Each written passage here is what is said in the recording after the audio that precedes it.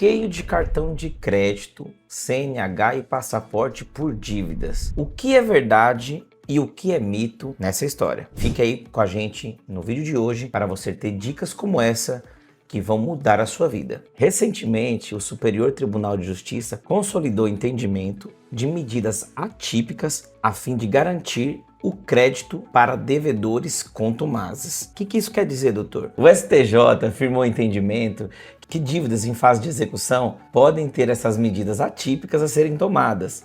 Ou seja, quando não é possível que esse crédito seja tomado em virtude do credor ser insolvente, ou seja, não ter patrimônio ou bens para resguardar aquele crédito, a Justiça tem adotado como mecanismo esse tipo de medida, a fim de mitigar, garantir o crédito, mas principalmente evitar as fraudes em execução.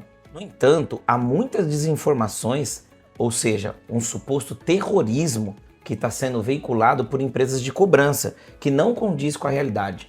No vídeo de hoje nós vamos abordar ponto a ponto do que foi decidido e de como se aplica esse tipo de medida que é atípica, como dito pelo próprio Superior Tribunal de Justiça. O primeiro ponto bem importante que devemos destacar que esse tipo de suspensão ou penalidade que possa ocorrer só vai acontecer em um processo de execução. Não é por SMS de uma empresa de cobrança ou por ligações que hoje tem-se comumente colocado que vai acontecer, ou seja, não vai ter um bloqueio, uma penhora, o seu cartão não vai ser bloqueado, o seu passaporte ou sua CNH vai ser restrita sem que haja um processo formal para isso.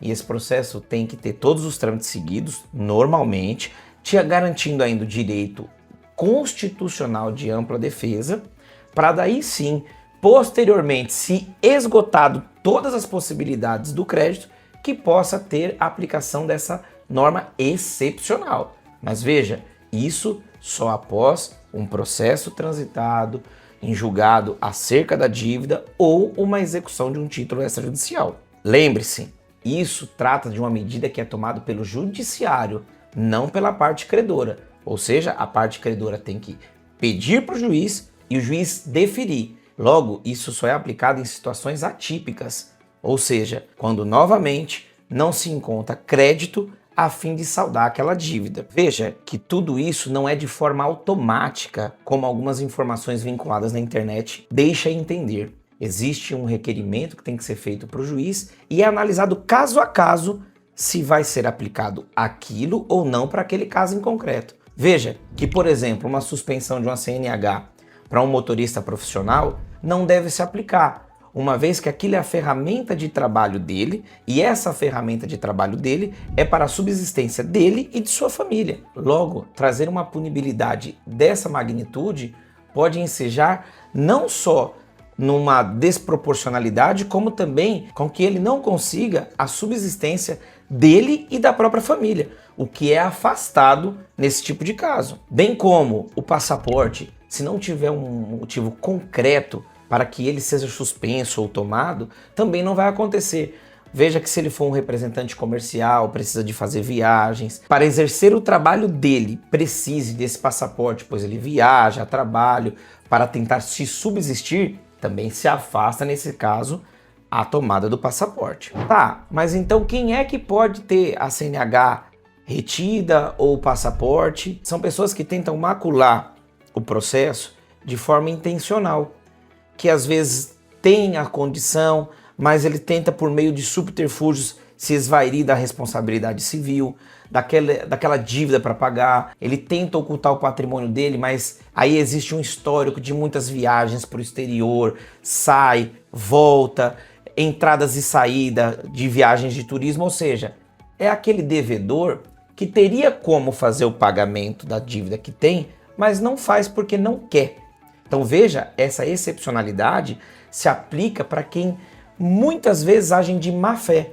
É um meio coercitivo para que a dívida seja paga.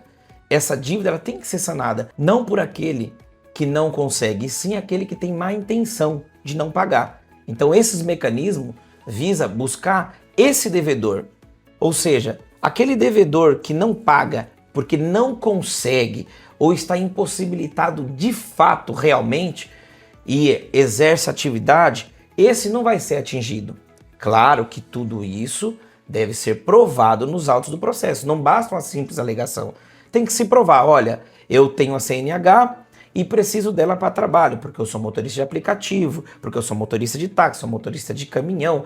Então, ou seja, você prova a necessidade da manutenção daquela CNH para sua subsistência. O mesmo se aplica para os passaportes e para os cartões de crédito também. Em resumo, esse tipo de mecanismo que hoje está passando a ser utilizado, que vem desde o CPC, desde a mudança do CPC em 2015, e nós estamos agora em 2026, falando de uma coisa que já está promulgada desde 2015, são mecanismos para garantir o crédito, né? Para que o devedor tenha sanado a dívida dele, mas também não é para causar terror no devedor que não conseguiu pagar porque quebrou. Veja que cada caso tem que ser tratado de maneira específica, por isso é sempre bom procurar um advogado de sua confiança, especialista em execuções, para ele te dar o melhor caminho, seja você detentor do crédito, seja você devedor. Tá gostando das nossas dicas? Continua seguindo a gente nas nossas redes sociais, clique no botão gostei e siga nossas páginas. Para mais dicas como essas, se inscreva no canal e siga nas redes sociais. Até a próxima!